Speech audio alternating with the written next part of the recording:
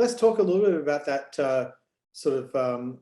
both about these undergraduate years, and I'm interested in the influences you had. You already mentioned this idea of philosophy as a combat sport, as kind of directing you from one area to another. That took you a little bit of time to make that transition complete, it seems. But I'm also still back there now, so yeah, right. But I'm also interested in the work and the history of modern philosophy and the space there as well that you found, and thinking about people whom you're a real authority on, like Descartes, and the role of passions and emotions in Descartes, because there's a certain kind of conception I think that people have of Descartes, associating him entirely with, I think therefore I am, and this sort of reconstructing the world from scratch. But we can go with either of those first. Do you want to say a little bit, I mean, it's up to you, but more about the influences at the undergraduate sort of level, or about Descartes and history of modern?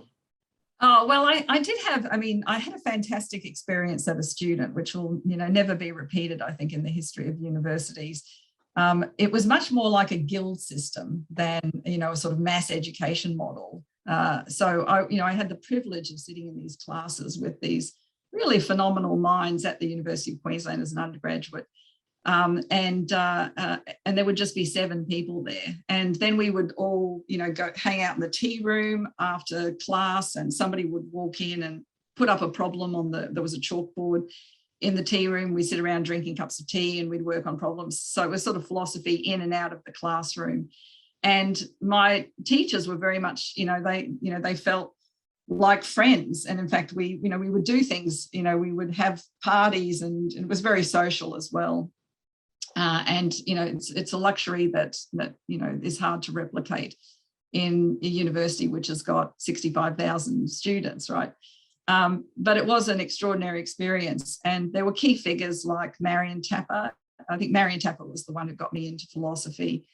She was just such an extraordinary thinker and teacher, and again combined all of those intellectual virtues with all the effective importance of relationships as well, right? So the need to kind of connect and trust between interlocutors in she ran her classes like a community of inquiry, exactly what we're trying to model here in the Philosothon. So she was a huge influence, as were people like Andre Galois, who really constantly challenged my thinking and made me tough.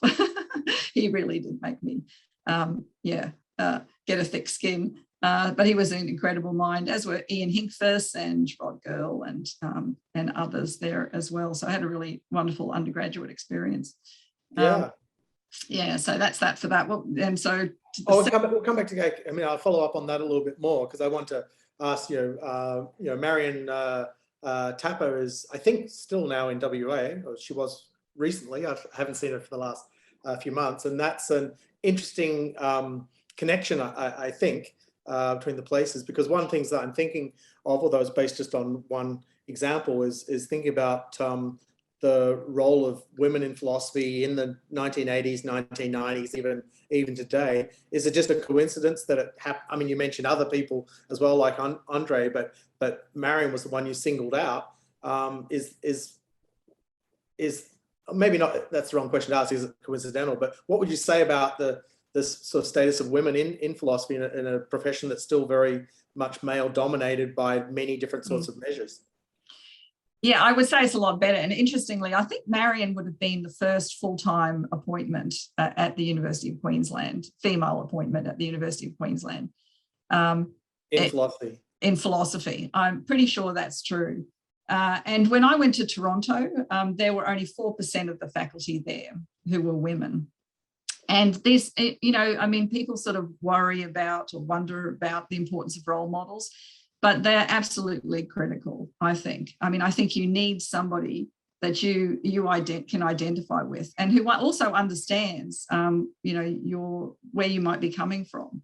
And so I had the same. I found the culture at Toronto, again, it was very welcoming, and I had a very good time, and learned an incredible amount. But when I finished my PhD, I spent a year teaching at Toronto, and it was very difficult. I found that the male students in particular were very aggressive towards me. And I attribute it to the fact that there just wasn't enough representation of women in the philosophy department there. Because my next job was at York University, where there were 25% women on the faculty there. And the culture was radically different. There was a lot more respect for women lecturers in philosophy at the time.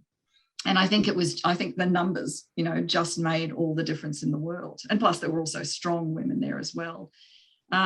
So now, now departments are much more conscious of trying to achieve a gender balance, but I think we still have a long way to go in the profession.